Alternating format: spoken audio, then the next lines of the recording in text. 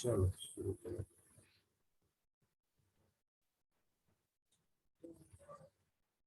आइए हम लोग आज की आराधना प्रारंभ करें। मैं परमेश्वर पिता, परमेश्वर पुत्र और परमेश्वर पवित्र आत्मा के नाम से प्रारंभ करते हैं। एक वचन पढ़ लूंगी, भजन संहिता 27 का पहला पद। यहोवा परमेश्वर मेरी ज्योति और मेरा उद्धार है, मैं किससे डरूं। यहोवा मेरे जीवन का दृढ़ गढ़ है, दृढ़ गढ़ ठहरा है, मैं किसका भय खाऊं। आइए प्रार्थना करेंगे।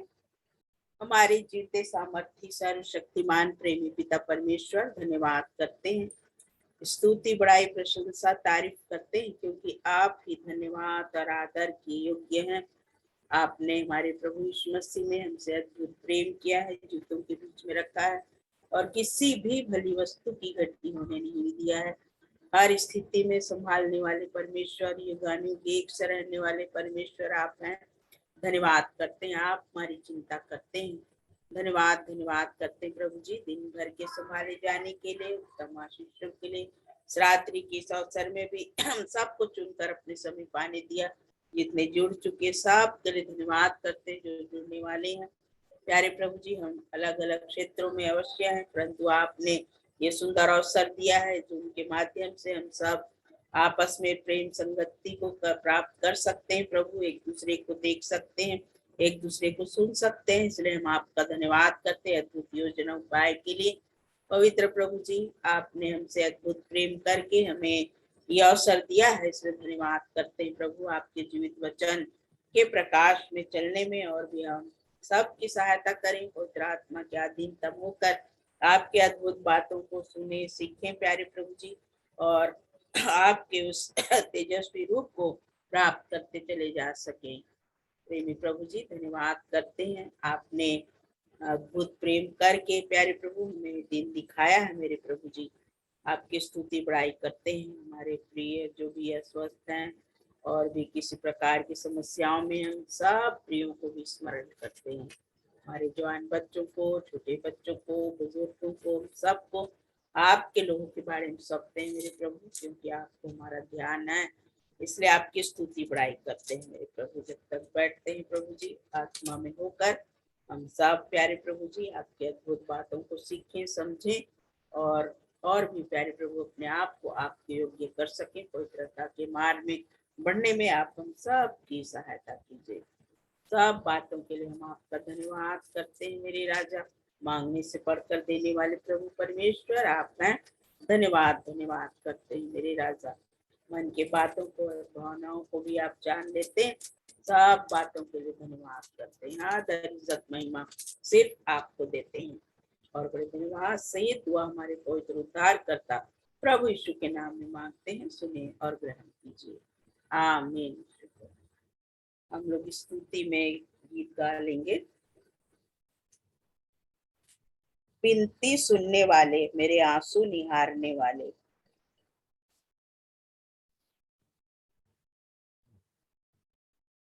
विनती सुनने वाले, मेरे आंसू निहारने वाले, चंगाई देने वाले, स्तुति हो यीशु राजा। विनती सुनने वाले, तुझसे होगा सब कुछ होगा, ये वचन काफी है। तुझसे होगा सब कुछ होगा, ये वचन काफी है। तेरा ये वचन काफी है। विनती सुनने वाले, मेरे आंसू निहारने वाले, चंगाई देने वाले, स्तुति हो यीशु राजा। स्तुति हो यीशु राजा। करुणा निधि तारनहारे, चमत्कार करने वाले। करुणा निधि तारनहारे, चमत्कार करने वाले। सदा चमत्कार करने वाले। विनती सुनने वाले, मेरे आंसू निहारने वाले। चंगाई देने वाले। स्तुति हो यीशु राजा। स्तुति हो यीशु राजा। मेरी मर्जी चंगा हो जा, स्वामी ये बोल कर किया शिफा। मेरी मर्जी चंगा हो जा, स्वामी ये बोल कर किया शिफा। स्वामी ये बोल कर किया शिफा। विनती सुनने वाले, मेरे आंसू निहारने वाले। चंगाई देने वाले। स्तुति हो यीशु राजा। स्तुति हो यीशु राजा। रोगों को क्रूस के द्वारा उठा लिया तूने। रोगों को क्रूस के द्वारा उठा लिया तूने। यीशु उठा लिया तूने। विनती सुनने वाले, मेरे आंसू निहारने वाले। चंगाई देने वाले। स्तुति हो यीशु राजा। स्तुति हो यीशु राजा। आप लोगों को भी अवसर होगा स्तुति के लिए। आप सभी को सलाम। प्रभु यीशु मसीह के नाम में प्रेम नमस्कार। मैं गीत गा लूंगा। तेरी आराधना करूं, पाप क्षमा कर जीवन दे दे, दया की याचना करूं। तेरी आराधना करूं, तेरी आराधना करूं, पाप क्षमा कर जीवन दे दे, दया की याचना करूं। तेरी आराधना करूं। तू ही महान सर्वशक्तिमान, तू ही है मेरे जीवन का संगीत। तू ही महान सर्वशक्तिमान, तू ही है मेरे जीवन का संगीत। हृदय के तार छेड़े झनकार, हृदय के तार छेड़े झनकार, तेरी आराधना है मधुर गीत।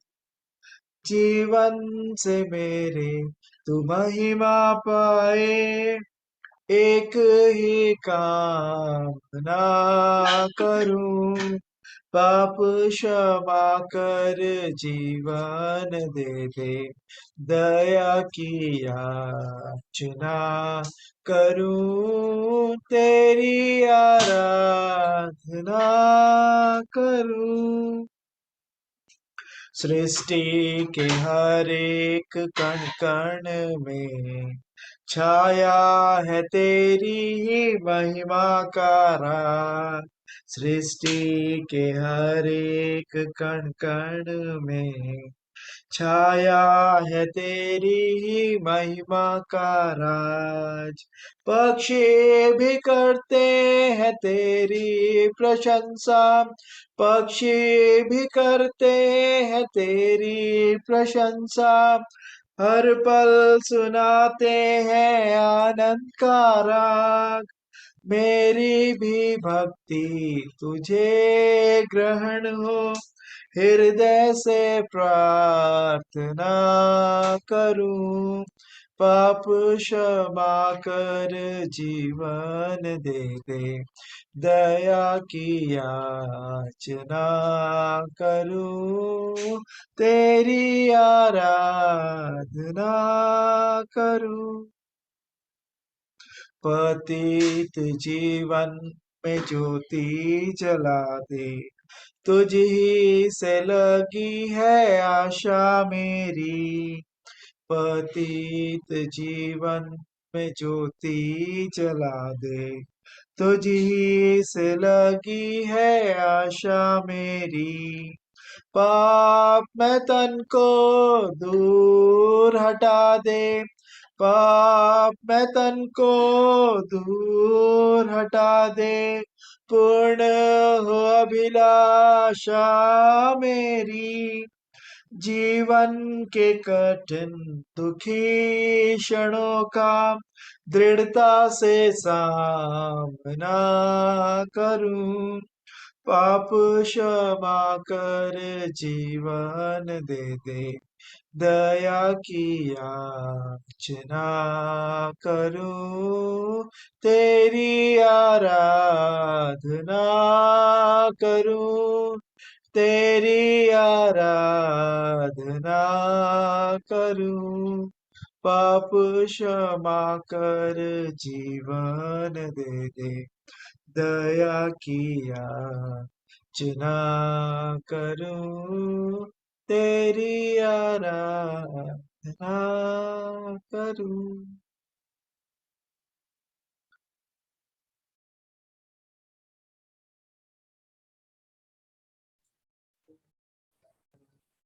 सुंदर गीत के लिए मन को धन्यवाद। और भी आप सबों को अवसर है। आप सभी को प्रभु में प्रेम भरा नमस्कार। मैं भी प्रभु की महिमा में एक गीत गाना चाहूंगी।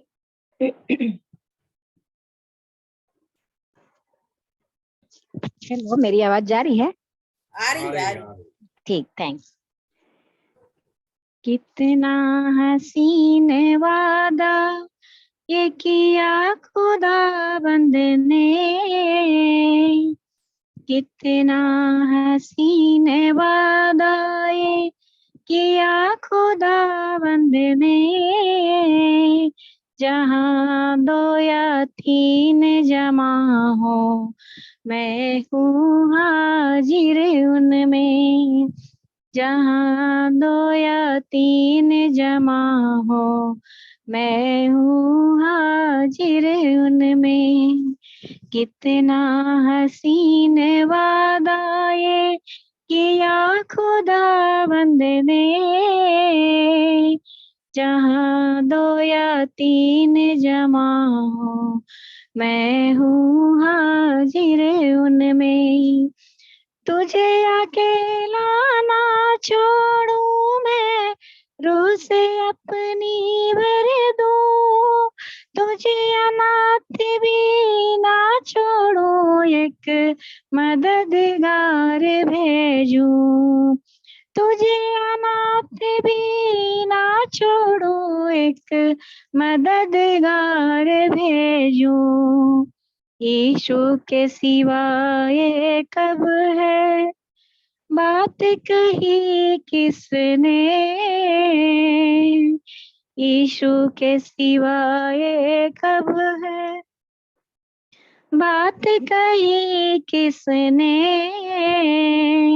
जहाँ 2 या 3 जमा हो मैं हूँ हाजिर उनमें, जहाँ 2 या 3 जमा हो मैं हूँ हाजिर उनमें।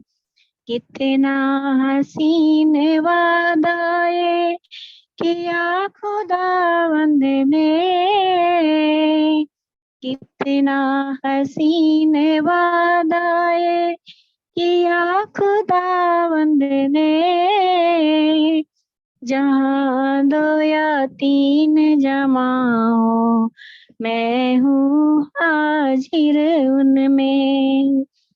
दस्तक वो देता है चाहे हर दिल में आना, भरता उसको रूह से अपनी जिसने उसे जाना, भरता उसको रूह से अपनी जिसने उसे जाना, जिसका बने है माली, जिसका बने है माली वो कलियां लगे खिलने, जिसका बने है माली वो कलियां लगे खिलने, जहाँ 2 या 3 जमा हो मैं हूँ हाजिर उनमें। कितना हसीन वादा ये किया खुदावंद ने, जहाँ 2 या 3 जमा हो मैं हूँ हाजिर उनमें। रूहे पाक से रूहे पाक जो हाजिर है वो करे खुशामदी, इज्जत दौलत हशमत जिसकी उसकी करे खमजी, इज्जत जो दौलत हशमत जिसकी उसकी करे खमजी। रूहे शोले बरसे जब फिर बदन लगे जलने, रूहे शोले बरसे जब फिर बदन लगे जलने, जहाँ 2 या 3 जमा हो मैं हूँ हाजिर उनमें, जहाँ 2 या 3 जमा हो मैं हूँ हाजिर उनमें। यीशु के सिवाय कब है बात कही किसने,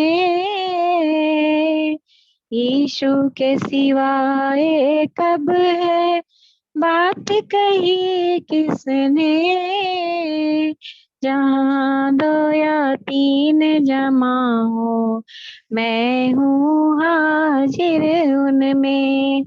कितना हसीन वादा ये किया खुदावंद ने, कितना हसीन वादा ये किया खुदावंद ने, जहाँ 2 या 3 जमा हो मैं हूँ हाजिर उनमें, जहाँ 2 या 3 जमा हो मैं हूँ हाजिर उनमें। प्रभु को महिमा मिले। पर सॉरी मेरा गला थोड़ा खराब है, लेकिन मेरे को गाने का मन लग रहा था तो खींच नहीं पा रही थी थोड़ा, पर प्रभु को गला महिमा खराब मिले है हर फिर बातों भी में। बहुत अच्छा गाई हो, ईश्वर का धन्यवाद। थैंक यू मामी। है ना, बहुत सुंदर गाए हो, बहुत बढ़िया। ईश्वर और भी आशीष दे। तो और भी अवसर देती हूँ मैं, आप लोग कोई भी स्तुति के गीत गाना चाहते हैं। आप सबों को जय मसीह की शालोम। मैं भी प्रभु की महिमा में एक गीत गाना चाहती हूँ। ये गवाही से संबंधित है, ये कि किस प्रकार हमें गवाह गवाह जो बनाया है उसकी गवाही देते जाना है। जान जाए तो जाए है करार, जान जाए तो जाए है करार, दूंगा मैं गवाही यीशु की, देंगे हम गवाही यीशु की। मुझे हो गया यीशु से ऐसा प्यार, दूंगा मैं गवाही यीशु की, देंगे हम गवाही यीशु की। आग की भट्टी में वो आके बचाता है, आग की भट्टी में वो आके बचाता है, शेरों की मांद में वो आके छुड़ाता है, शेरों की मांद में वो आके छुड़ाता है, आके छुड़ाता है। ऐसे यीशु का करूं क्यों इनकार, दूंगा मैं गवाही यीशु की, देंगे हम गवाही यीशु की। मुझे हो गया यीशु से ऐसा प्यार, दूंगा मैं गवाही यीशु की, देंगे हम गवाही यीशु की। यीशु के गवाह कभी पीछे नहीं हटते, यीशु के गवाह कभी पीछे नहीं हटते, सामने तलवारों के कभी नहीं झुकते, सामने तलवारों के कभी नहीं झुकते, कभी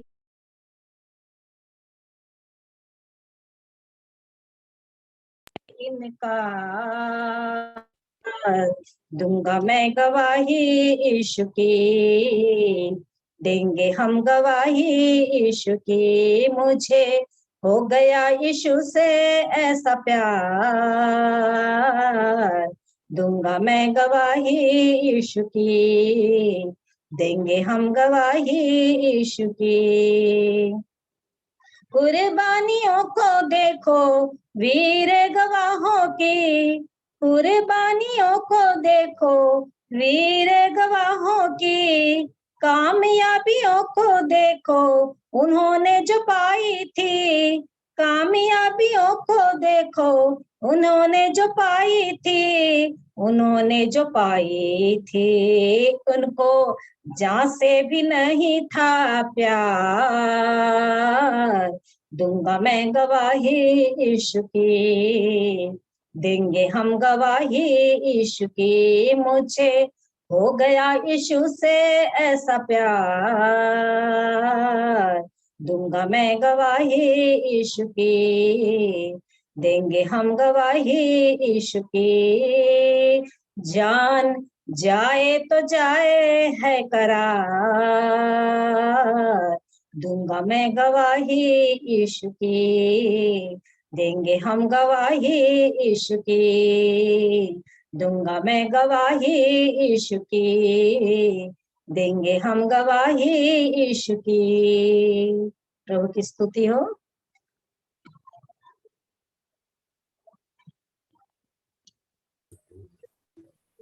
धन्यवाद देते बहन को भी सुंदर नए गीत के लिए। सच में हमको गवाही तो देना ही है हर हाल में, तो प्रभु की स्तुति हो। और अब जो आप लोग तैयारी किए हैं प्रार्थना के विषय में,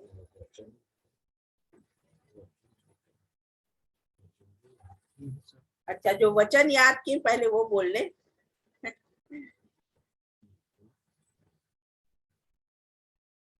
मैं भजन संहिता 51 का बोल लूंगी। हे परमेश्वर, अपनी करुणा के अनुसार मुझ पर अनुग्रह कर, अपनी बड़ी दया के अनुसार मेरे अपराधों को मिटा दे।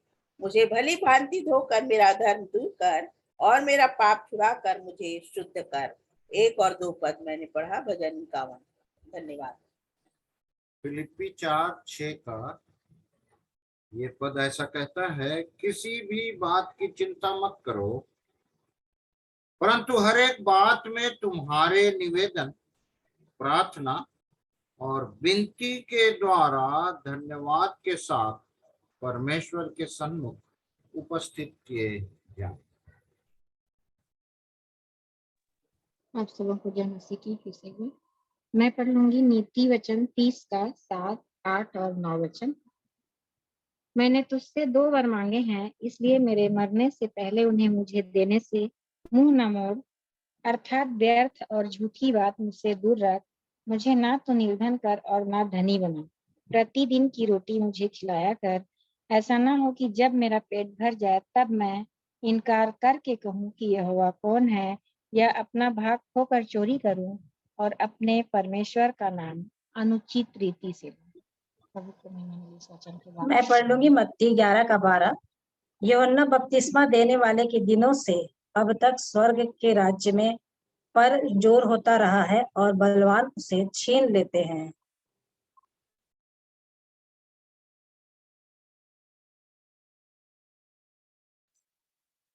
मैं बोल लूंगा मत्ती 11 का 12। यूहन्ना बपतिस्मा देने वाले के दिनों से अब तक स्वर्ग के राज्य में बलपूर्वक प्रवेश होता रहा है और बलवान उसे छीन लेते हैं। और एक और वचन का भाग पढ़ूंगा जो पाया जाता है प्रेरितों के काम 2 अध्याय 17 से 21 तक।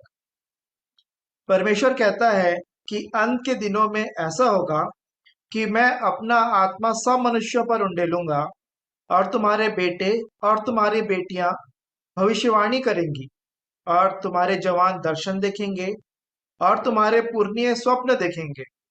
वरन मैं अपने दासों और अपनी दासियों पर भी उन दिनों में अपने आत्मा में से उंडेलूंगा, और वे भविष्यवाणी करेंगे। और मैं ऊपर आकाश में अद्भुत काम और नीचे धरती पर चैन अर्थात लहू और आग और धुएं का बादल दिखाऊंगा। प्रभु के महान और तेजस्वी दिन के आने से पहले सूर्य अंधेरा और चांद लहू सा हो जाएगा, और जो कोई प्रभु का नाम लेगा वह उद्धार पाएगा।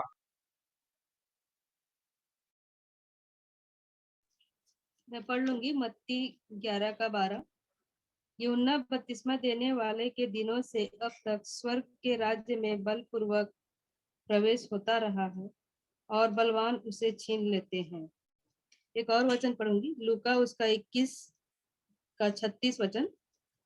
इसलिए जागते रहो और हर समय प्रार्थना करते रहो कि तुम इन सब आने वाली घटनाओं से बचने और मनुष्य के पुत्र के सामने खड़े होने के योग्य बने। धन्यवाद।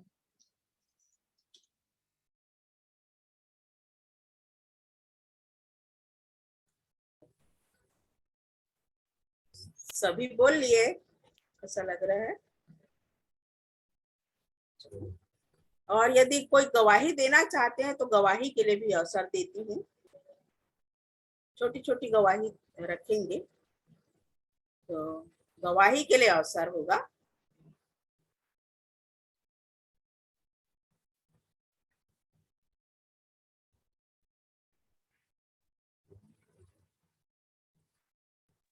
आप सबको जय मसीह की। परमेश्वर पिता को हर बातों में महिमा मिले। गवाही तो हम लोग के जीवन में बहुत सारा रहता है, और ये भी एक सबसे बड़ी गवाही है कि हम परमेश्वर पिता की महिमा स्तुति करने के लिए आज फिर से एकत्रित होने पाए। हमें से कितने हैं, बहुत सारे लोग जुड़ते हैं, लेकिन कितने हैं जो हम लोग जुड़ नहीं पाते हैं। मैं खुद कई बार चाह के भी कुछ ऐसे रीजन्स आ जाते हैं जो जुड़ नहीं पाती हूँ। तो आज मैं फिर एक बार विशेष रूप से परमेश्वर पिता को धन्यवाद करूंगी कि मैं प्रभु की महिमा करने के लिए जुड़ पाई, और हम लोग सब अच्छे पाए जाते हैं, और प्रभु का वचन हमें बना रहता है, और प्रभु का भय मानना ही बुद्धि का मूल है, जैसा मैंने मतलब वचन से सीखा। तो परमेश्वर पिता को हर बातों में महिमा मिले। मैंने ये चीज सीखा है कि यदि हमारे जीवन में प्रभु का भय है तो हम बुराई करने से बच जाते हैं, और प्रभु की दया हम पर होती है, क्योंकि प्रभु अपने लोगों को ऐसे ही प्रार्थना करने वाले लोगों को, अपना भय मानने वाले लोगों को खोजते रहते हैं प्रभु परमेश्वर पिता। तो परमेश्वर पिता को हर बात में महिमा मिले कि ऐसे ही हमारे जीवन में प्रभु का भय बना रहे, जिससे हम हर प्रकार की बुराई करने से बच जाएं और हम आत्मिक रीति से बचाया जाए। सांसारिक व्यस्तता में तो हम इतना लिप्त हो जाते हैं कि कई बार हमें समझ ही नहीं आता कि हम गलत कर रहे हैं, लेकिन हम कई बार गलत होते हैं। लेकिन परमेश्वर पिता को हर बातों में महिमा मिले कि प्रभु हमें संभालते हैं। और जो ये मीटिंग में हम जुड़ते हैं, हम अपने मन से तो मैं जहाँ तक मैं समझती हूँ कि सही में हम लोग अपने मन से नहीं जुड़ पाते हैं। जब परमेश्वर की इच्छा रहती है और हम प्रार्थना करते हैं प्रभु हमारी सहायता करे, तभी हम जुड़ पाते हैं। सो हर बातों में हमारे परमेश्वर पिता को महिमा मिले और प्रभु की दया हो कि हम प्रतिदिन प्रभु के चरणों में बैठने पाए। तो हर बातों में प्रभु परमेश्वर पिता का धन्यवाद हो और प्रभु की दया हम सब पर बनी रहे। आमीन। धन्यवाद देते किरण बेटी को इसकी गवाही के लिए। और हम लोग भी बहुत समय से जुड़ ही नहीं पा रहे थे। अपने आराधनालय में जो मीटिंग चल रही थी, स्टार प्रोग्राम पूरा उसी में बिजी थे। और उसके बाद आस पड़ोस में अपने समाज में पूरा शादी ब्याह सब फंक्शन को अटेंड कर रहे थे हम लोग, पूरा वही लिपटे हुए थे। परंतु प्रभु का धन्यवाद आज हम जुड़ पाए हैं। और हालांकि सब कार्यों में भाग लेते हैं, परंतु प्रभु का धन्यवाद हो जो उसने हमसे प्रेम किया है और अपने प्रेम में बनाए रखता है। चाहे हम जहाँ भी जिस हाल में भी रहें, प्रभु का प्रेम हमारे जीवन में बना रहता है, उसका वचन, और उसमें हम रात दिन ध्यान करते रहते हैं। जहाँ भी जिस हाल में रहें हम परमेश्वर को भाते रहें। तो सब बातों के लिए हम परमेश्वर का धन्यवाद करते हैं जो अवसर पर अवसर हमारे प्रभु हमारे जीवन में देते हैं। और इस प्रकार हम सब भला चंगा है, सब जुड़ पा रहे हैं, सब बातों के लिए अद्भुत गवाही है। इसलिए हम प्रभु का धन्यवाद करते हैं कि हम सब स्वस्थ हैं और एक दूसरे को देख सुन पा रहे हैं। ये प्रभु के नाम की महिमा करते हैं सब बातों के लिए, आशीषों के लिए। और जब हम ये प्रार्थना के विषय में सीखने वाले हैं और आप लोग सब प्रार्थना के बातों को आप लोग अपना रख रहे हैं, तो मैं भी थोड़ा सा रखूंगी कि जो प्रार्थना का जीवन हमारा जीवन सच में होना चाहिए। प्रार्थना ही जीवन है और प्रार्थना ही के द्वारा जय मिलती है हमको। तो प्रार्थना बहुत ही महत्वपूर्ण है, क्योंकि हमारा जो प्रभु यीशु मसीह है वो हमारे लिए एक आदर्श नमूना है। वो इस पृथ्वी में थे तो पिता से लगातार वो प्रार्थना करते रहते थे। जब भी वो चेलों से और भीड़ से अलग जाकर वो पिता से वो निरंतर प्रार्थना करते थे हर दिन, और पिता से वो प्रार्थना के द्वारा सब बातों को अगुवाई पाते थे, वो पिता से बातचीत करते थे। तो ये जो प्रार्थना है हमारे लिए पिता से, हमारे प्रभु यीशु मसीह से बातचीत करने का एक जरिया है और उसके साथ एक होने का ये जरिया है। जब हम प्रार्थना में रहते हैं, जैसे रोमी में लिखा हुआ है, रोमी 8 का मैं 2 पद को पढ़ लूंगी, 26 और 27 को। इसी रीति से आत्मा भी हमारी दुर्बलता में सहायता करता है, क्योंकि हम नहीं जानते कि प्रार्थना किस रीति से करना चाहिए, परंतु आत्मा आप ही ऐसी आहें भर भर कर जो बयान से बाहर है हमारे लिए विनती करता है। और मनों का जांचने वाला जानता है कि आत्मा की मनसा क्या है, क्योंकि वह पवित्र लोगों के लिए परमेश्वर की इच्छा के अनुसार विनती करता है। तो प्रियो, जब पवित्र आत्मा हमारी सहायता करता है, हमारे प्रभु यीशु मसीह गए और उन्होंने कहा जब मैं जाऊंगा तो सहायक को भेजूंगा, और जो सहायक पवित्र आत्मा हमारे साथ है वो हमको सब बातें सिखाता है। जब हम प्रार्थना में जैसे प्रेरित 2 अध्याय में भी पढ़ेंगे कि प्रेरित लोग वहां इकट्ठे होते थे और प्रार्थना में लवलीन रहा करते थे। तो जब हम प्रार्थना में इस प्रकार लवलीन रहते हैं, संगति में रहते हैं, तो हम अपने प्रभु से बातचीत करते हैं और बातचीत के द्वारा प्रभु हमको सब बातों को सिखाते हैं। और पवित्र आत्मा ही है जो हम पर प्रकट करता है, क्योंकि हम नहीं जानते कि किस रीति से प्रार्थना करना है, परंतु आत्मा सब बातों को प्रकट करता है कि हम कैसे प्रार्थना करें। आहें भर भर कर प्रार्थना करना सिखाता है, और मुझको तो इसका अनुभव प्रभु ने दिया है। सचमुच हम नहीं जानते हैं और प्रभु आत्मा में सिखा देता है कि हमको कैसे मांगना है, उसके सामने कैसे गिड़गिड़ाना है, कैसे रोना है, और हमारे आंसुओं को अपनी कुप्पी में रखता है, हमारी प्रार्थना को सुनता है, हमारे आंसू को रखता है प्रभु और स्मरण करता है और उत्तर देता है प्रार्थना के जरिए ही, प्रार्थना को सुनकर। और बहुत ही अद्भुत काम प्रार्थना के द्वारा होता है।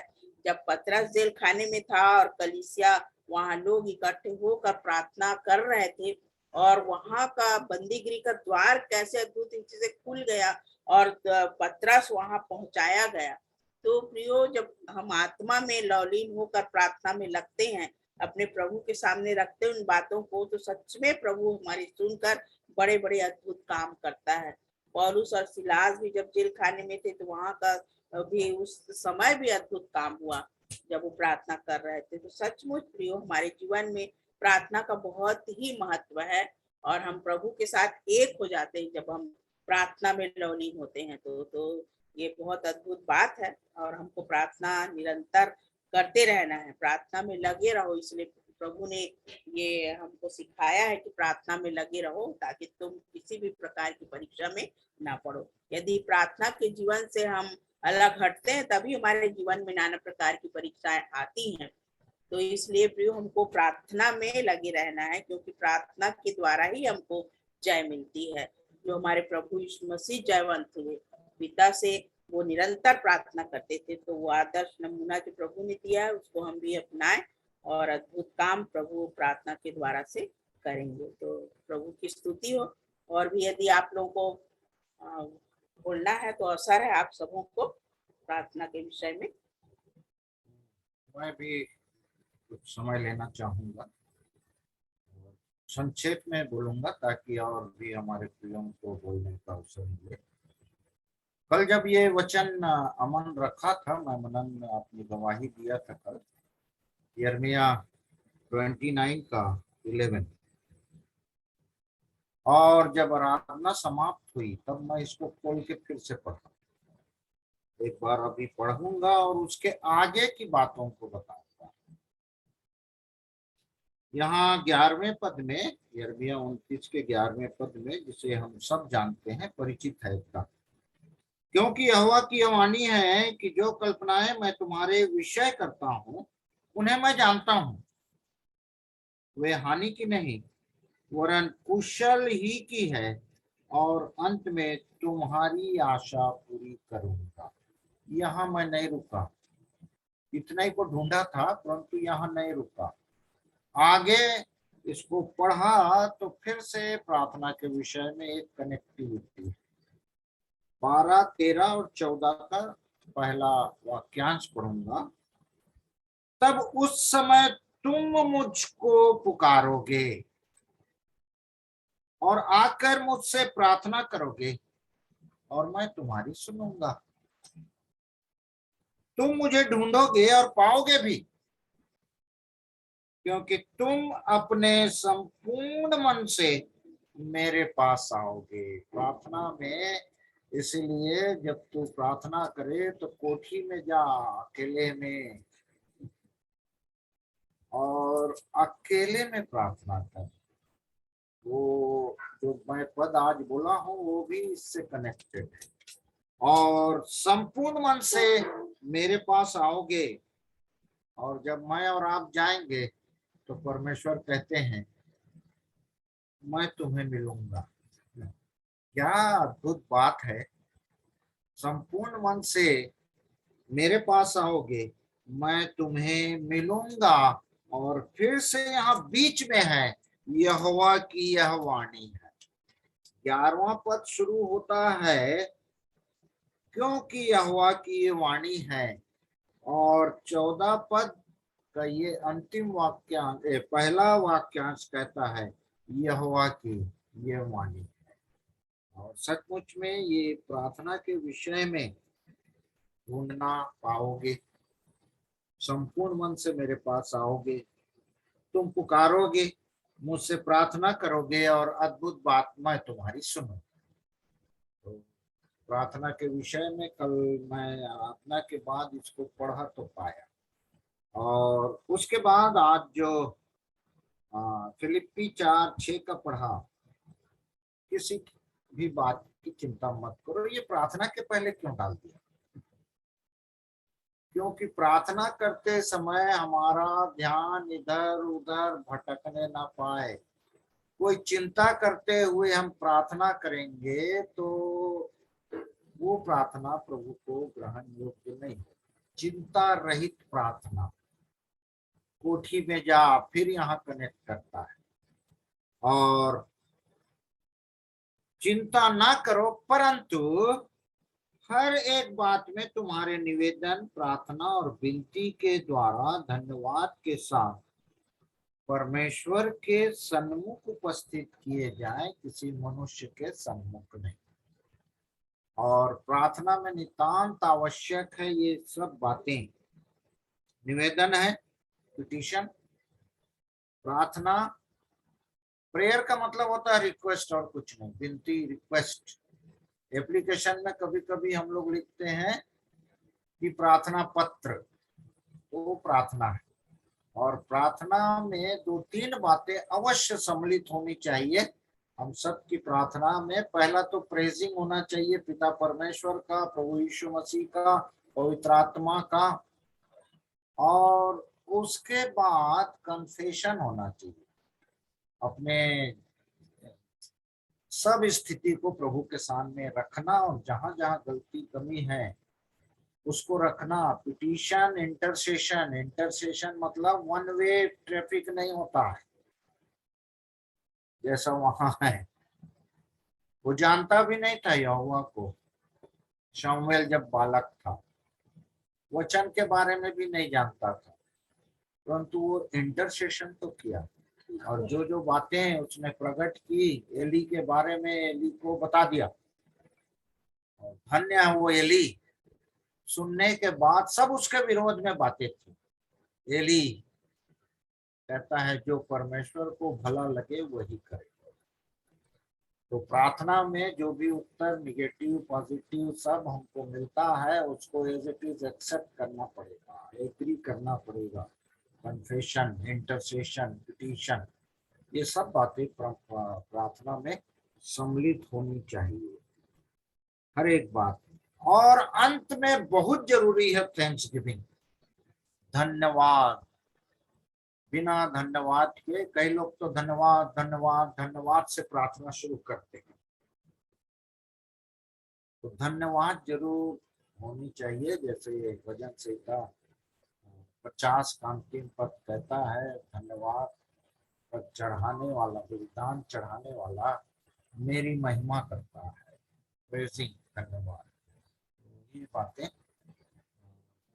सिखा आप लोगों के सामने मैंने बयान किया। प्रभु हम सब की सहायता करे। आप लोगों को अवसर है।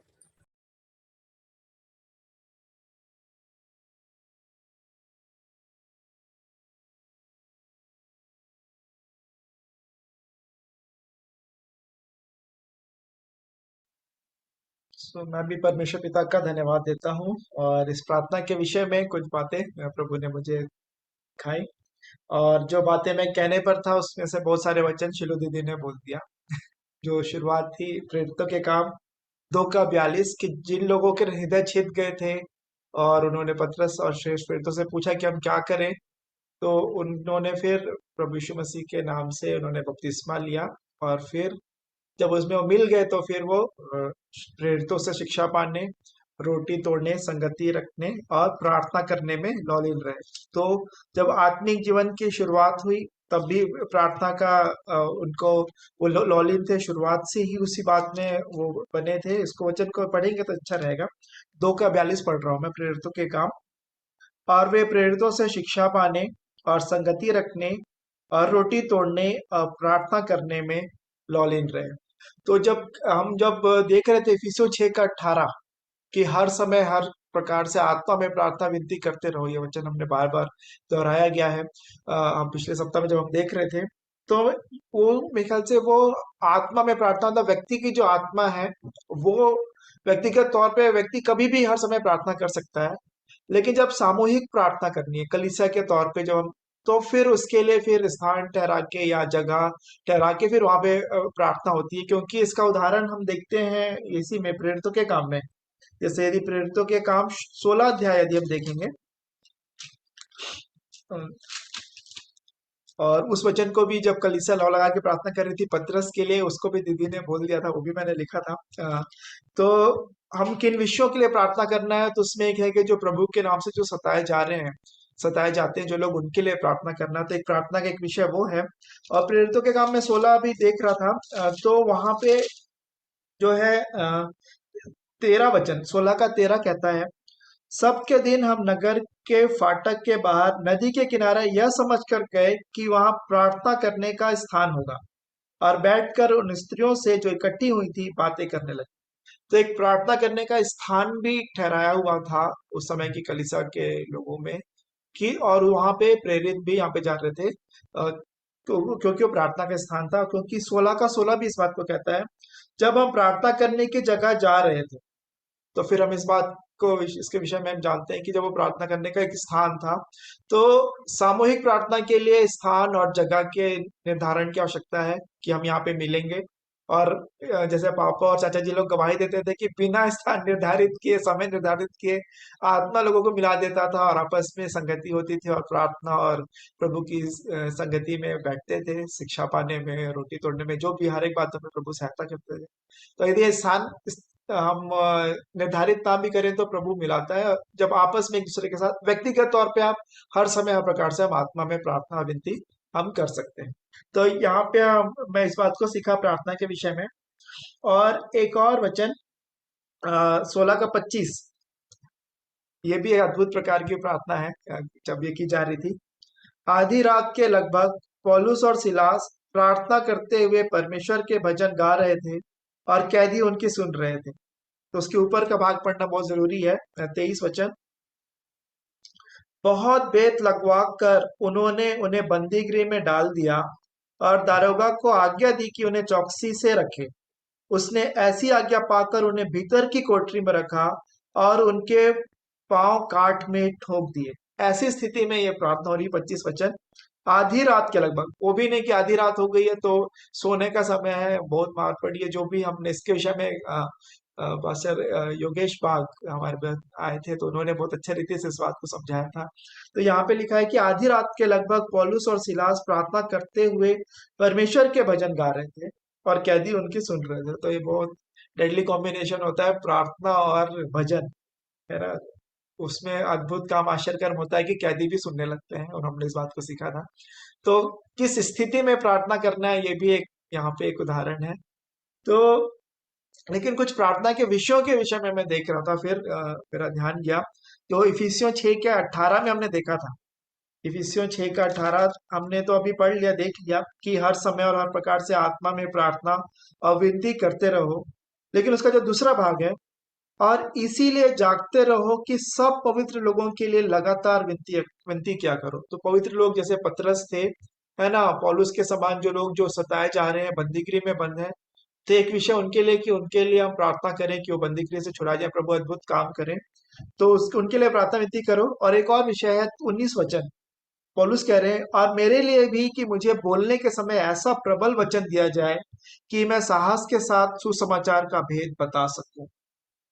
यहाँ पे इसकी भी गवाही है, जब सेवकाई शुरू हुई थी कोरबा बालको एनटीवीसी में, तो एक पावर हाउस हुआ करता था प्रार्थना का, जिसके बारे में सब लोग नहीं जानते थे। और कैसे शिलू दीदी, मम्मी और जितने आंटी लोग थे, खास तौर पे महिलाएं ज्यादा हुआ करती थी उसमें, जितना मैं जानता हूँ।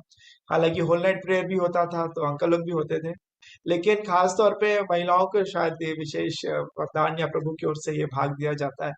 वो थे कि वो प्रार्थना में वो लगे रहते थे। शेखर मामू भी पिछले दिनों मम्मी की गवाही दे रहे थे।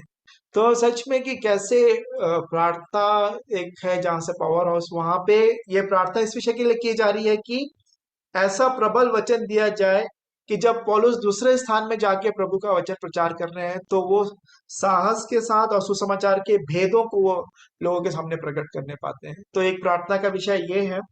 और फिर प्रार्थना के विषय, फिर मैं जब इस पे मैं देखने लगा, अभी प्रभु ने मुझे इन वचनों को दिखाया जो कि यहाँ पे फिलिपियो 1 में है। फिलिपियो 1 का 9 से 11 यदि हम पढ़ेंगे तो यहाँ, और जैसे वचन के विषय में, जैसे वचन दिया जाए, प्रबल वचन दिया जाए, पौलुस ने इफिसियों की कलीसिया को कहा, और फिर थिस्सलुनीकियों की कलीसिया को भी लिखा उन्होंने। दूसरा थिस्सलुनीकियों यदि हम निकालेंगे तो उन्होंने भी ये बात भी उनसे कही थी। उसका 3रा अध्याय, दूसरा थिस्सलुनीकियों उसका 3रा अध्याय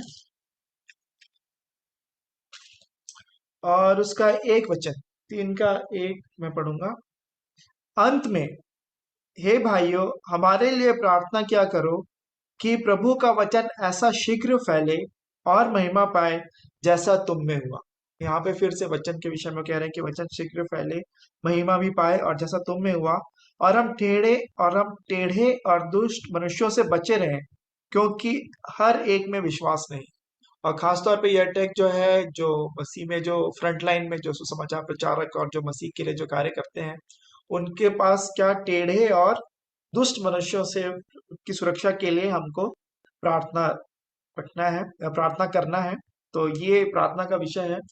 और प्रार्थना के विषय फिलिपियों 1 अध्याय और उसका 9 से लेके मैं पढ़ूंगा 9 से 11। फिलिपियों 1 9 से 11। मैं यह प्रार्थना करता हूँ कि तुम्हारा प्रेम, ज्ञान और सब प्रकार के विवेक सहित और भी बढ़ता जाए। है ना, प्रेम बढ़ना है, लेकिन ज्ञान और सब प्रकार के विवेक सहित और भी बढ़ता जाए, यहाँ तक कि तुम उत्तम से उत्तम बातों को प्रिय जानो। है ना, पृथ्वी के और बातों से जो उत्तम से उत्तम बातें उनको प्रिय जानो, और मसीह के दिन तक सच्चे बने रहो और ठोकर ना खाओ, और उस धार्मिकता के फल से जो यीशु मसीह के द्वारा होते हैं भरपूर होते जाओ, जिससे परमेश्वर की महिमा और स्तुति होती रहे। आमीन। तो ये पौलुस की प्रार्थना थी फिलिपियों के कलीसिया के लोगों के लिए।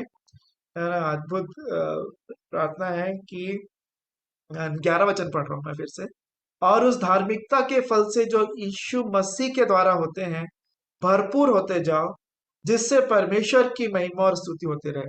जब ऐसे फल किसी में व्यक्ति में लगते हैं तो शायद व्यक्ति को महिमा मिलने की संभावना ज्यादा होती है, व्यक्ति स्वयं से महिमा लेने का प्रयास करते हैं। लेकिन इसमें उन्होंने इस बात के लिए भी प्रार्थना कर रहे हैं कि इससे हमको परमेश्वर को ही महिमा और स्तुति होने पाए, कि जब हम ऐसे फल हमारे जीवन में प्रकट हों।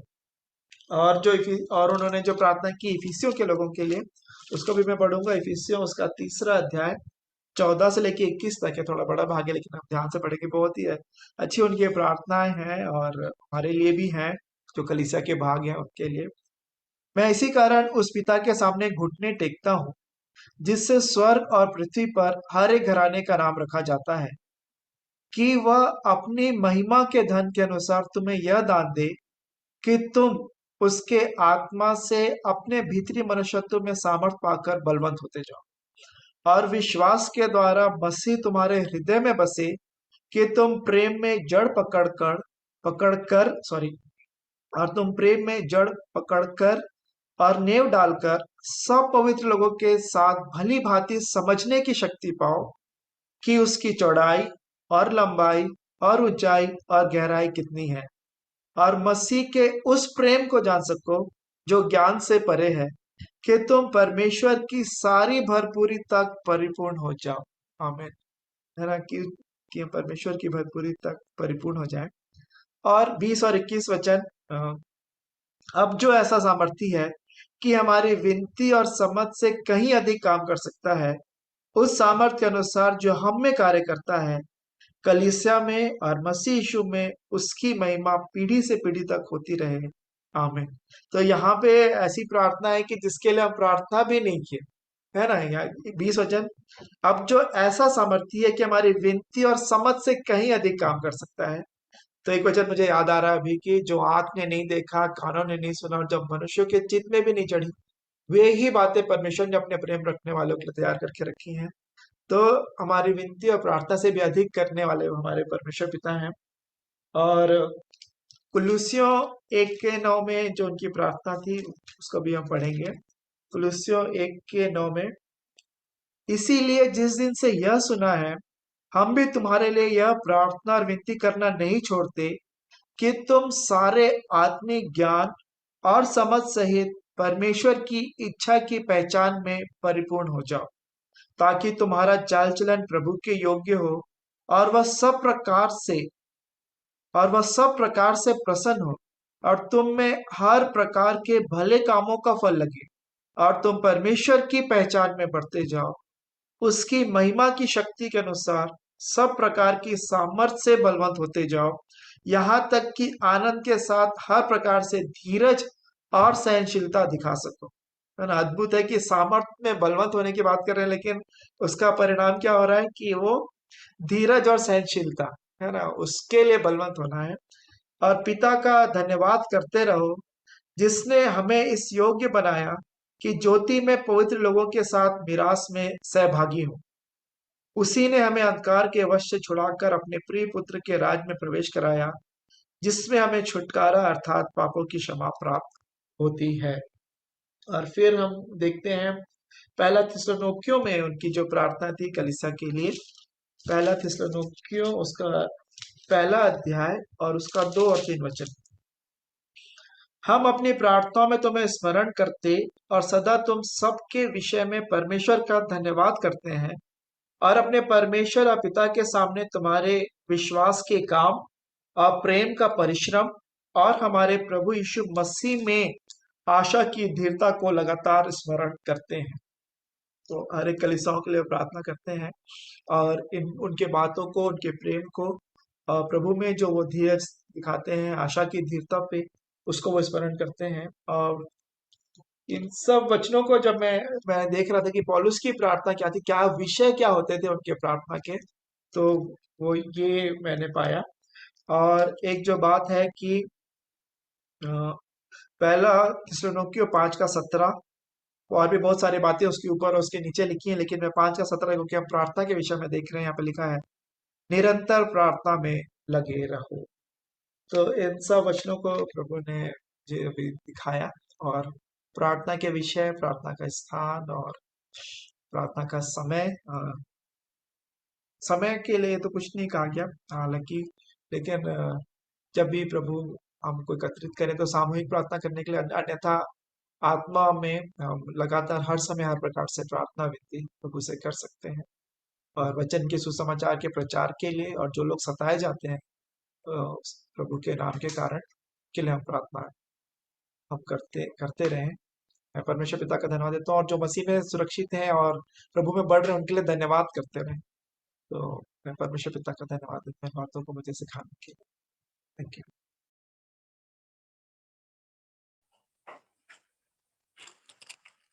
परमेश्वर पिता का धन्यवाद देती हूँ मैं भी, और एक दो वचन मैं भी बताना चाहती हूँ। जैसे भजन 126 और उसके 5 पद में लिखा है, भजन 126 और उसके 5 पद में कहता है, जो आंसू बहाते हुए बोते हैं वे जय जयकार करते हुए लौने पाएंगे।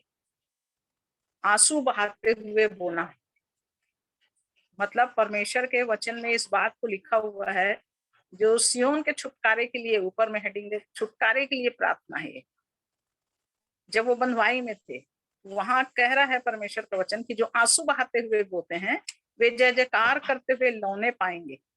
चाहे बोने वाला बीज लेकर रोता हुआ चला जाए, परंतु वह फिर पूलियां लिए जय जयकार करता हुआ निश्चय लौट आएगा।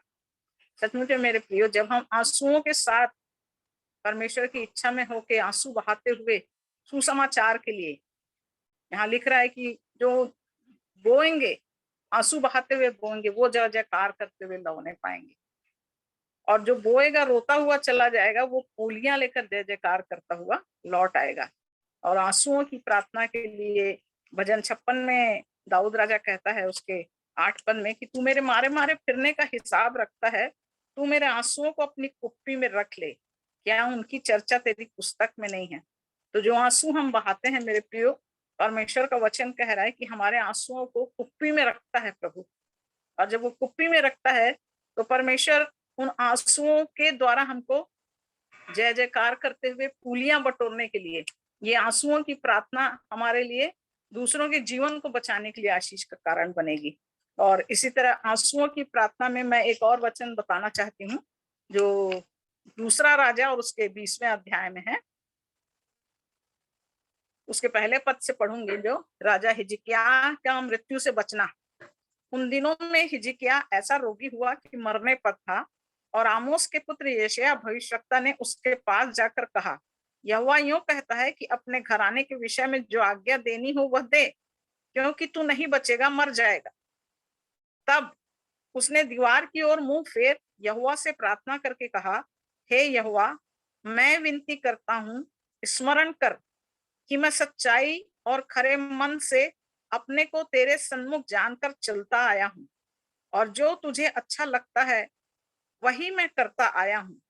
तब हिजकिय्याह फूट फूट कर रोया। यहाँ हिजकिय्याह को जब ये मालूम हो गया कि वो रोगी हो गया है और मरने की स्थिति में आ गया है, और तब उसके पास ये वचन जब पहुंचता है कि तू अब बचेगा नहीं, जो भी आज्ञा देना तेरे घराने के विषय में तू दे दे, क्योंकि अब तू बचने वाला नहीं है, तू मर जाएगा। और यहाँ पर हिजकिय्याह आंसुओं के साथ परमेश्वर के सामने गिड़गिड़ाता है, प्रार्थना करता है, और यहाँ पर वो विनती करता है कि मैं सच्चाई से और खरे मन से तेरे सन्मुख अब तक चलता आया हूँ। और तब यहाँ पर 5वें पद में लिखा हुआ है, यहाँ उसके बाद में जब ऐसा हुआ कि यशायाह आंगन के बीच तक जाने भी ना पाया था कि यहोवा का यह वचन उसके पास पहुंचा, लौटकर मेरी प्रजा के प्रधान हिजकिय्याह से कह कि तेरे मूल पुरुष दाऊद का परमेश्वर यूं कहता है कि मैंने तेरी प्रार्थना सुनी और तेरे आंसू देखे हैं, मैं तुझे चंगा करता हूं। और परमेश्वर की दया देखिए कि जैसे हिजकिय्याह गिड़गिड़ाने लग गया, प्रार्थना करने लग गया, तो मैं इस चीज को बताऊंगी कि क्यों परमेश्वर उसके इस प्रार्थना को सुनता है। 18 अध्याय में, दूसरा राजा के 18 अध्याय के 4 पद में लिखा हुआ है, उसने ऊंचे स्थान गिरा दिए, लाठों को तोड़ दिया, अशेरा को काट डाला, पीतल का जो सांप मूसा ने बनाया था उसको उसने इस कारण चूर चूर कर दिया कि इन दिनों तक इस्राएली उसके लिए धूप जलाते थे, और उसने उसका नाम नहुश्तान रखा। और उसके 6 पद में लिखा है, वो यहोवा से लिपटा रहा और उसके पीछे चलना ना छोड़ा, और जो आज्ञाएं यहोवा ने मूसा को दी थी उनका वह पालन करता था, इसलिए यहोवा उसके संग रहा, और जहां कहीं वो जाता था वहां उसका काम सफल होता था। तो हिजकिय्याह जो है वो परमेश्वर की इच्छा में चलने के लिए वहां इस्राएल में जो भी ऊंचे स्थान बनाए गए थे वो सब लाठों को तोड़ा, अशेरा को काटा, और पीतल के सांप की जो उन लोग वेदी बना के और उसका धूप जला रहे थे उसको चूर चूर किया। परमेश्वर की इच्छा के विरोध में जो काम चल रहा था, हिजकिय्याह ने उस सारे कामों को दूर किया और परमेश्वर से लिपटा रहा। यहाँ 6वें पद में लिखा हुआ है, परमेश्वर के पीछे चलना नहीं छोड़ा। और ऐसा करते करते जब वो आगे बढ़ता गया, और अब एक स्थिति आ गई कि हिजकिय्याह अब रोगी हो गया और मरने की स्थिति में आ गया।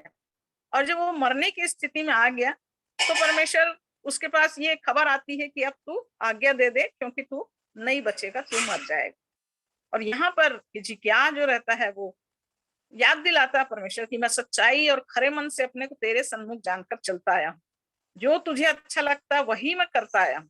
तब हिजकिय्याह फूट फूट कर रोया, और तब जैसे ही वो फूट फूट के रोने लगा, परमेश्वर से विनती करने लगा, अपनी ईमानदारी, अपनी सच्चाई के बारे में बताने लगा कि प्रभु मैं अब रोगी हो गया हूं तो मैं मरने पर, परंतु मेरी प्रार्थना को तू सुन ले। और हिजकिय्याह की उस प्रार्थना को परमेश्वर सुनता है तुरंत। वहां पर 5वें पद में, मैंने तेरी प्रार्थना सुनी और तेरे आंसू देखे हैं। आंसुओं के साथ जो प्रार्थना होती है परमेश्वर उसको सुन के तुरंत उत्तर देते हैं, मैं तुझे चंगा करता हूँ। और परमेश्वर ने हिजकिय्याह को चंगाई दी। और 6वें पद में लिखा है, मैं तेरी आयु 15 वर्ष और बढ़ा दूंगा। और हम जानते हैं कि हिजकिय्याह की आयु को 15 वर्ष परमेश्वर ने और बढ़ा दिया। तो आंसुओं की प्रार्थना, जिसको यहाँ हम 126 भजन में भी उन लोग कह रहे हैं कि आंसुओं के साथ जो आंसू बहाते हुए बोते हैं वो जय जयकार करते हुए लौने पाएंगे। और इसी चीज को जब हम प्रार्थना करते हैं तो मैं प्रकाशित वाक्य 5वें अध्याय से बताना चाहूंगी। प्रकाशित वाक्य 5वां अध्याय और उसके 7 और 8 पद को मैं पढ़ूंगी। उसने आकर उसके दाहिने हाथ से जो सिंहासन पर बैठा था पुस्तक ले ली। जब उसने पुस्तक ली तो वे चारों प्राणी और 24 प्राचीन उस मेमने के सामने गिर पड़े। उनमें से हर एक के हाथ में वीणा और धूप, जो पवित्र लोगों की प्रार्थनाएं हैं, से भरे हुए सोने के कटोरे थे। पवित्र लोगों की प्रार्थना सिंहासन के पास में जब पहुंचती है तो वो हाथ में जो वीणा लिए हैं, धूप और वीणा के समान जो पवित्र लोग हैं वो प्रार्थना करते हैं, तो उस सिंहासन के सामने, वो मेमने के सामने वो वीणा और धूप के समान उपस्थित होता है। और उसी प्रकाशित वाक्य के 8वें अध्याय के 3 पद से पढ़ेंगे तो लिखा है कि फिर एक और स्वर्गदूत सोने का धूपदान लिए हुए आया और वेदी के निकट खड़ा हुआ, और उसको बहुत धूप दिया गया कि सब पवित्र लोगों की प्रार्थनाओं के साथ सोने की उस वेदी पर जो सिंहासन के सामने है चढ़ाए। पवित्र लोगों की प्रार्थना को उस सिंहासन के पास सामने चढ़ाएं, कह रहा है। उस धूप का धुआं पवित्र लोगों की प्रार्थनाओं सहित स्वर्गदूत के हाथ से परमेश्वर के सामने पहुंच गया। मेरे प्रियो, जो प्रार्थना हम करते हैं, पवित्र लोग जो प्रार्थना करते हैं, वो परमेश्वर के सिंहासन तक पहुंचता है। और तब स्वर्गदूत ने धूप दान लेकर उस वेदी में आग भरी और पृथ्वी पर डाल दी। और उस प्रार्थना को जब वो वेदी के पास पहुंचती है, परमेश्वर के सिंहासन के पास पहुंचती है, तो सिंहासन के पास जो वेदी है उसकी आग को डालकर और वो पृथ्वी पर उंडेलता है, और गर्जन और शब्द और बिजलियां और भूकंप होने लगे। और ये प्रार्थना का उत्तर जीवन में कैसे उत्तर मिलता है? प्रार्थना का शब्द, बिजलियां और भूकंप, ये परमेश्वर के द्वारा जब हमारी प्रार्थना, पवित्र लोगों की प्रार्थना को जब परमेश्वर सुनता है तो उसको प्रत्युत्तर के रूप में पृथ्वी पर वापस भेजता है। तो प्रभु ने मुझे इन वचनों को सिखाया कि सचमुच आंसुओं के साथ जो प्रार्थना हम करते हैं, वो एक संसार में जब बीज बोने के लिए, मतलब सुसमाचार के लिए हमारा जीवन आंसुओं के साथ में जब प्रार्थना करता है, तो सचमुच में हम पुलियां लेकर जय जयकार करते हुए निश्चय लौटेगा हमारा जीवन। जो अवश्य है कि यदि हम प्रार्थना कर रहे हैं लोगों के लिए, बचाने के लिए, उनके जीवनों के लिए, तो परमेश्वर कहता है कि वो जय जयकार करते हुए निश्चय लौट आएंगे। प्रभु हमारे लोगों की प्रार्थनाओं को सुने और पवित्र लोगों की प्रार्थना का उत्तर इस पृथ्वी पर हमको मिलने पाए। परमेश्वर इस वचन पर आशीष दे। धन्यवाद। समय है तो मैं भी बोलना चाहूंगी, यदि है तो। 10 बज रहा है।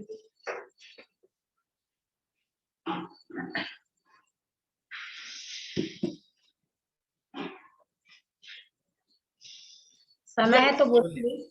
जी जी आंटी रखिए। रखूं? जी जी जी। हाँ, कुछ बातों को, वैसे मैं क्यूज भी तैयार की थी, लेकिन अभी मैं अपने ही विषय में बता रही हूँ। मुझको मतलब प्रभु जब जब मैंने जीवन पाया तो मुझको 2 बातों में प्रभु बहुत अधिक ये किए, मतलब इंसिस्ट किए, यानी एक बोझ दिए। एक तो स्तुति, और मैं नहीं जानती थी, उसमें पढ़ी भी नहीं थी, लेकिन मेरे को बहुत ही अच्छा लगता था स्तुति करना, उसकी महिमा करते रहना। और दूसरा है प्रार्थना। और जब प्रार्थना करने का वो सीखने लगी तब उस समय हरीश भैया थे जो मेरे को 2 जगह ले गए थे, पांडर भी ले गए थे, और किस रीति से प्रार्थना करना है वो बहुत सारे अच्छा लगा था वहां पर। और उसके बाद उन बातों को मैं सीखी थी, बहुत सारे वचन वो है मेरे पास अभी भी। और उसके बाद उन्होंने पूरे उनको विश्व में कितने देश हैं वो सब के लिए भी हम लोग को बताए थे कि आप लोग प्रार्थना करते रहना। और ये बहुत साल की बात है पहले की। और उसके बाद वो बोझ बना रहा और प्रार्थना करती रही, क्योंकि मैं जानती हूँ प्रार्थना करना तो मैंने उस समय इस प्रकार सीखा, पर अब मैं जो सीखी हूँ प्रार्थना क्या होता है, वो है प्रभु के साथ एक हो जाना और उसको समर्पित कर देना अपने आप को, और उसके चरणों में बैठ करके उससे बातचीत करना। और विनती निवेदन जो है धन्यवाद के साथ, वो मेरी वो रहती है, रिक्वेस्ट रहती है, ऐसा वाला मैंने समझा अब के जीवन में। तो इस प्रकार से जब 2007 आया, मैंने अपनी डायरी में लिख लिया था इसको, प्रार्थना करने का बोझ जनवरी फरवरी माह में मिला, और ये कुलुस्सियों 4:12 से मुझको मिला। अमन बेटा पढ़ देंगे जल्दी से।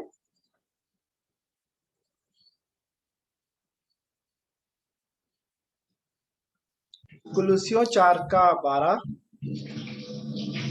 इफ्रास जो तुम में से है और मसीह यीशु का दास है, तुम्हें नमस्कार कहता है और सदा तुम्हारे लिए प्रार्थनाओं में प्रयत्न करता है, ताकि तुम सिद्ध होकर पूर्ण विश्वास के साथ परमेश्वर की इच्छा पर स्थिर रहो। बस ये वचन में एकदम फोकस करके प्रभु ने मेरे मन को बेचैन कर दिया और बताने लग गए कि प्रार्थनाओं में प्रयत्न है, मतलब कोशिश करना। तो इपफ्रास के जीवन से बताने लगे कि वो कितना अधिक प्रयत्नशील था प्रार्थना के लिए, कि वो प्रार्थनाओं में प्रयत्न, और कोई भी चीज के लिए मुझको मतलब उस समय सिखाए थे कि प्रयत्न करना कितना कठिन होता है कुछ भी चीज के लिए। तो इस प्रकार से वो उसके लिए प्रयत्नशील रहा और वो चाह रहा था कि लोग उसमें क्या हो जाए, स्थिर हो जाए। तो इस प्रकार से प्रार्थना के बारे में फिर और भी बताने लग गए। 1 थिस्सलुनीके 5:17 से 5:25 से कि धन्यवाद के साथ प्रार्थना में रहो, हमेशा प्रार्थना करते रहो, निरंतर प्रार्थना में लगे रहो, है ना।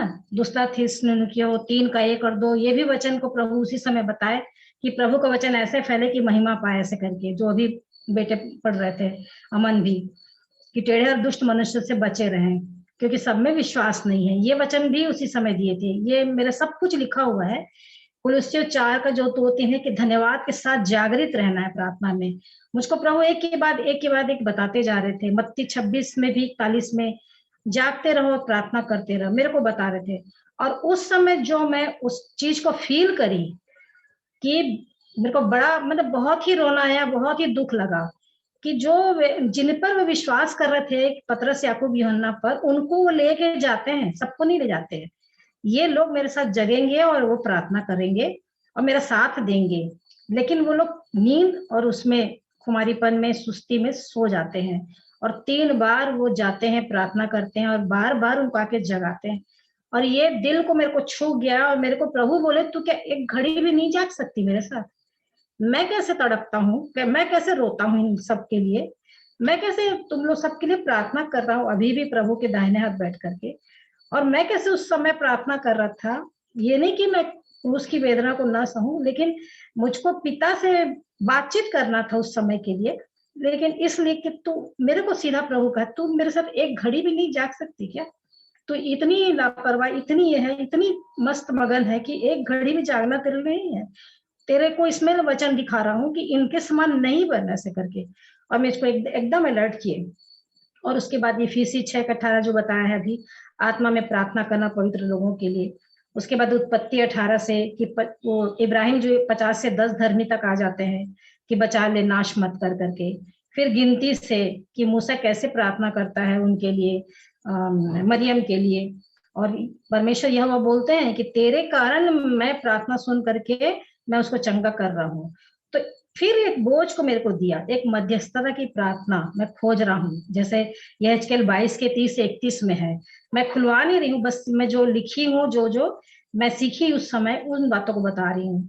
तो बोले कि नाके में मेरे सामने मेरे को कोई नहीं दिख रहा है, कोई कि खड़ा होके खड़े हो जाए। फिर मेरे को 100 भजन संहिता जो 106 के 23 में है कि जोखिम के स्थान में यदि मूसा खड़ा नहीं होता तो मैं कब का नाश कर देता। तो है क्या कोई, तू है क्या कि जोखिम के स्थान में खड़ा हो? क्या ऐसा करने का है तेरे अंदर? फिर मूसा को परमेश्वर यहोवा ने अपने नाम का प्रचार, जो निर्गमन 34 के 5 और 8 से, मेरे को प्रभु उन बातों को भी बताया कि देख मैं ये हूँ। फिर गिनती 14 के 17 से 20 तक कि तेरी विनती के अनुसार क्षमा करता हूँ। फिर प्रभु यीशु मसीह को बताया कि रोमी 8 का 34 क्या लिखा हुआ है उसमें, उन बातों को। फिर रोमी 12 का 12। पर इस प्रकार से प्रभु करते करते मेरे को फिर दूसरा इतिहास जो 16 का 9 है उसको पढ़िएगा।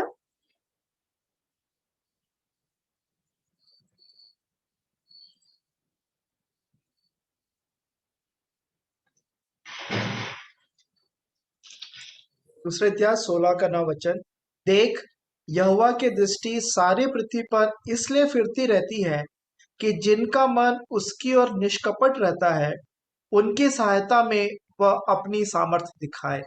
बस इस वचन को प्रभु मुझसे बात की एकदम डायरेक्ट। मैं तो देख रहा हूँ, सबको देखता हूँ, ऊपर से देखता रहता हूँ, सब मेरी दृष्टि सबके ऊपर है कि जिसका मन निष्कपट है मेरी ओर, उसमें मैं अपनी सामर्थ्य दिखाऊंगा। तो मेरी दृष्टि तेरी ओर लगी है और तू नाके में खड़े होगी और तू जोखिम के स्थान में खड़ी होगी और लोगों के लिए प्रार्थना करेगी। और मैं सच बता रही हूँ, मैं उस समय बोली एकदम से प्रभु को, मैं ही दिखती हूँ क्या, मैं ही हूँ क्या, ऐसे करके।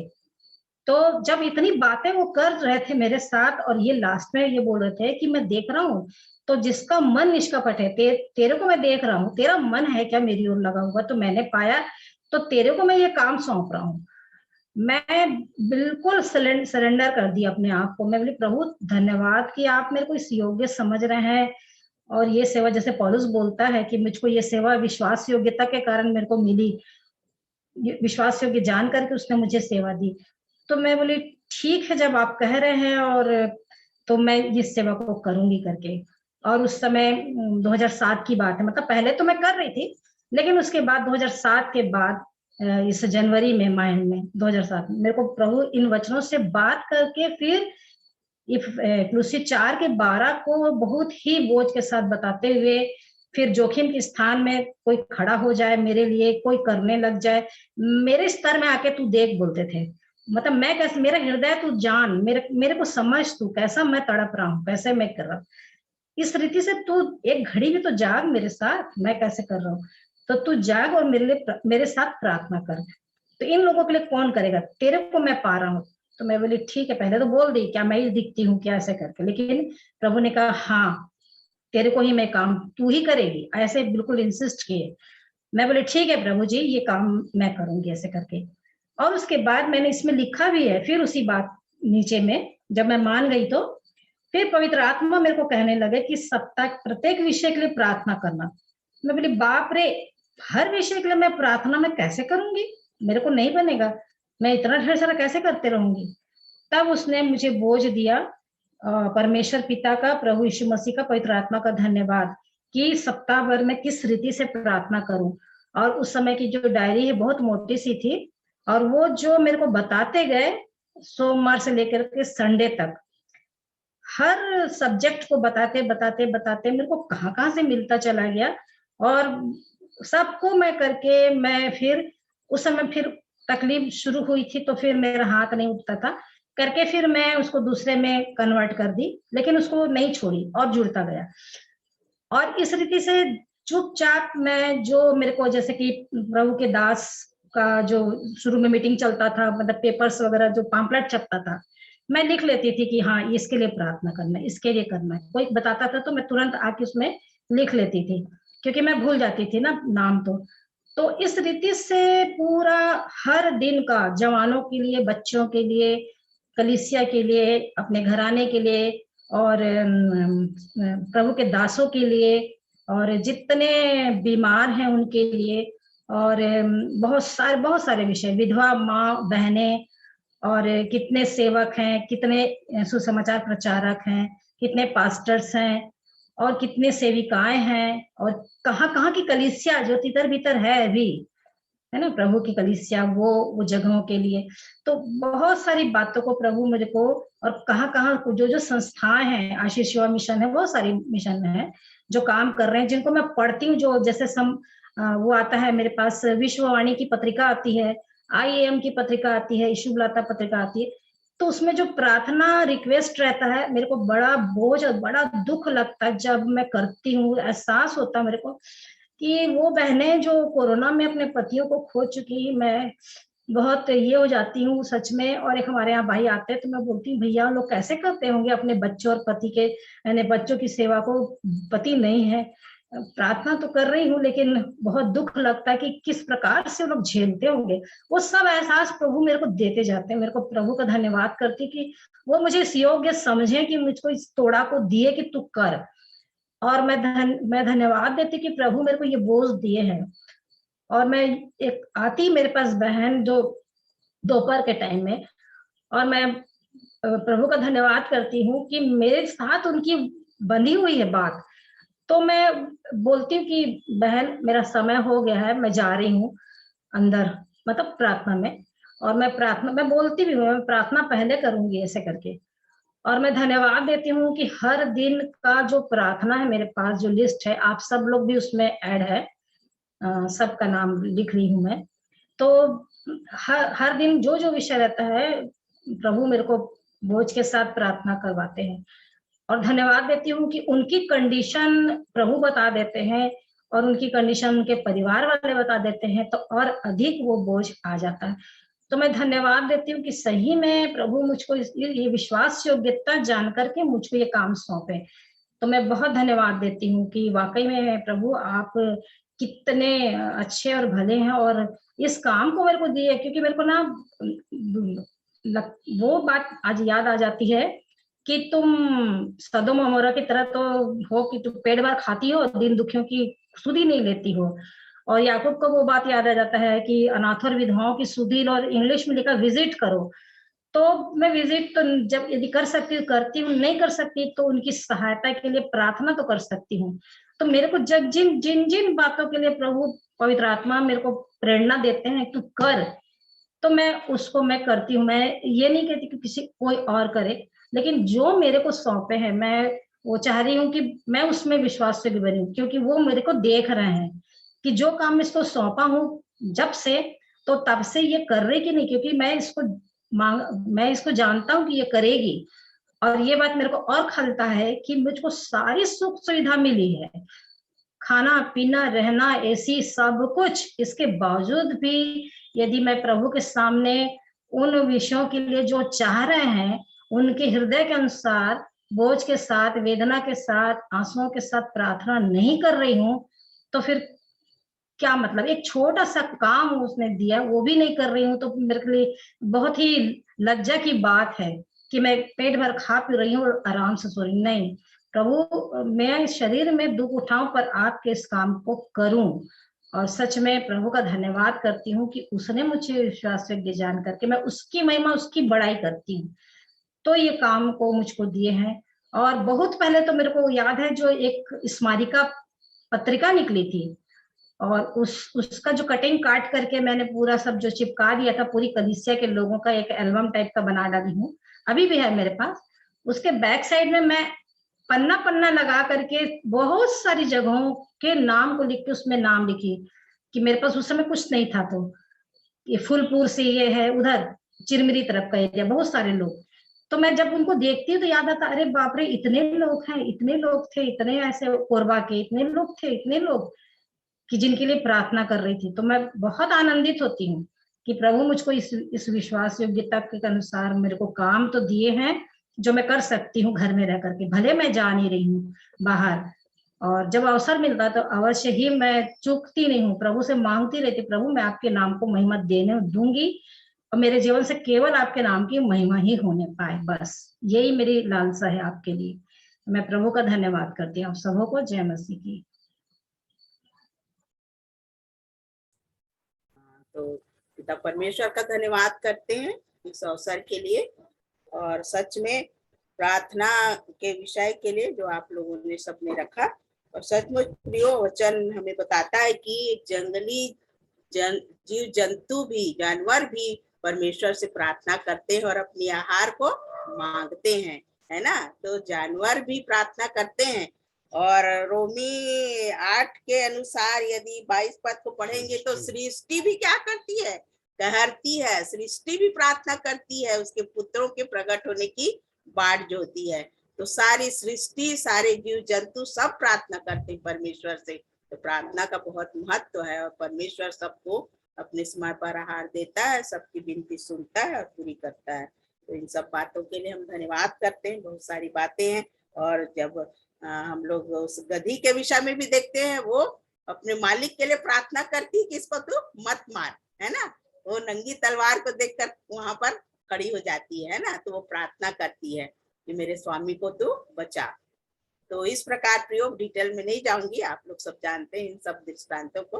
तो सब बातों के लिए हम परमेश्वर का धन्यवाद करते हैं। अंतिम प्रार्थना करेंगे और साहब प्रार्थना में अगुवाई करेंगे, उसके बाद प्रभु की प्रार्थना से खत्म करेंगे। दयालु सामर्थी पवित्र प्रेमी पिता, एक बार फिर आपने सुंदर अवसर हम सबके जीवन में इस भांति जोड़ा कि आज की जो हमारी ब्लेसेड फैमिली का जो आराधना होती है, प्यारे प्रभु जी आपने बहुतों को शरीक किया, बहुतों को प्यारे प्रभु जी अपनी गवाही के साथ प्रार्थना के विषय में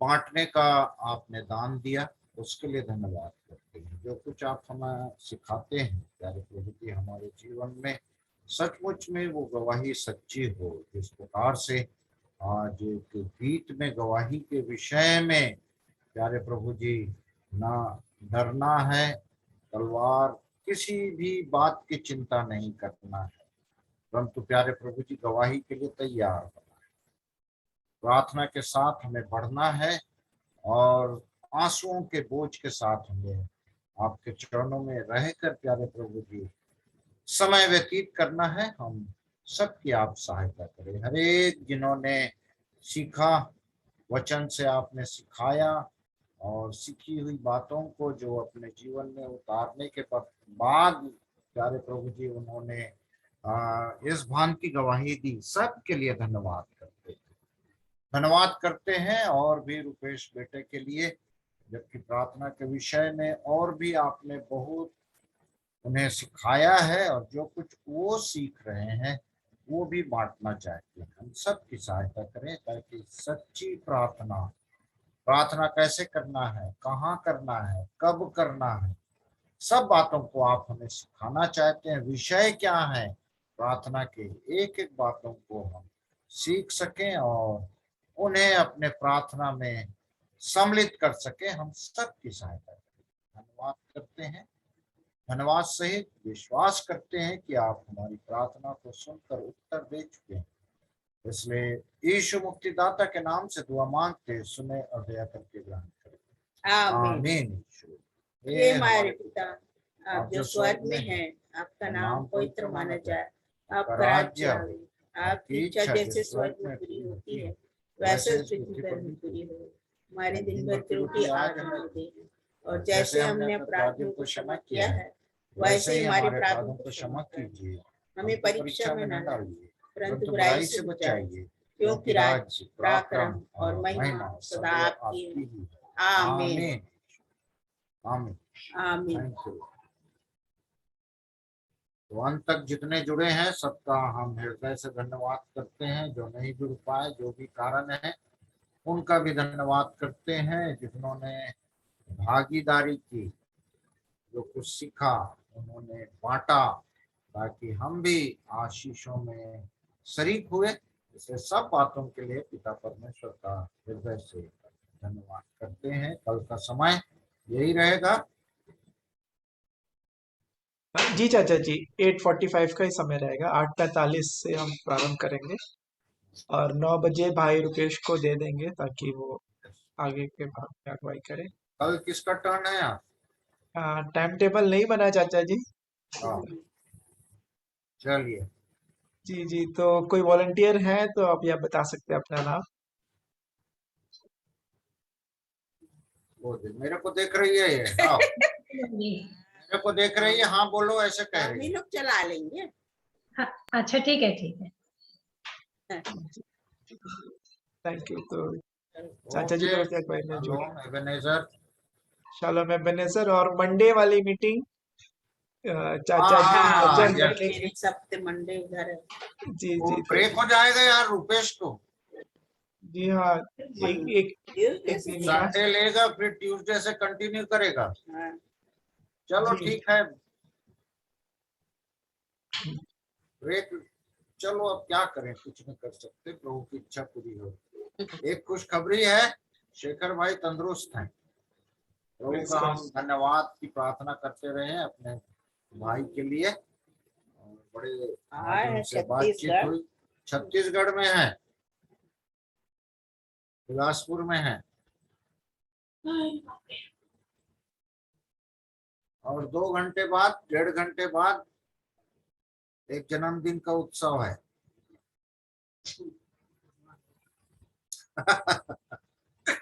तो प्रार्थना में उठाते रहे। उनकी तबीयत ठीक नहीं है, सर्दी बहुत ज्यादा है, कल तक ठीक हो जाए। ओके, तो शालोम सभी को। शालोम। दोनों बच्चों को देखकर बड़ा मैं आनंदित होता हूँ। ज्योति सिस्टर अपने नाम के आगे दोनों बच्चों को दिखाते हैं। अरे वो अच्छा लगता है मेरे को, ये दोनों बच्चों को प्रभु ऐसे लगता है कि सच्ची में बैठे हैं बच्चे लोग। बहुत अच्छा लगता है। वो पता नहीं कैसे आ गया, नहीं मालूम मेरे को। तो हटाते भी नहीं बनता, कुछ करते नहीं बनता। प्रभु की इच्छा पूरी हो रही है। हाँ, प्रभु का धन्यवाद। बच्चे हैं भी वैसी बचपन से ही। प्रभु का धन्यवाद। रहने दीजिए, वैसे ही अच्छे लग रहे हैं इसमें देख के। दोनों समर्पित हैं बहुत ज्यादा। छोटे छोटे हैं पर पूरे। यस यस, हर चीज में उनका एक आध दिन इंस्टीट्यूट रखिए उनका। जी हाँ, शेयरिंग भी करते हैं, गवाही देंगे, गाना गाएंगे, यहाँ तक कि समझाएंगे भी, प्रचार भी करते हैं। Praise the Lord. प्रभु को महिमा मिले। और ऐसी उन्नति करते जाएं हमारे बच्चे। ओके, तो शालोम बोलेंगे, एबेनेजर बोलेंगे। शालोम। भाविया नहीं दिख रही है, उसका वाक्य बहुत दिनों से सुना नहीं हूं मैं। जी सोने चले गए चाचा जी। अच्छा, जब कोई से बात स्कूल डेज शुरू हुए हैं ना तो जल्दी सो रही है नहीं। आजकल। ओहो, चलिए ठीक है। गुड ओके, नाइट जी। नाइट।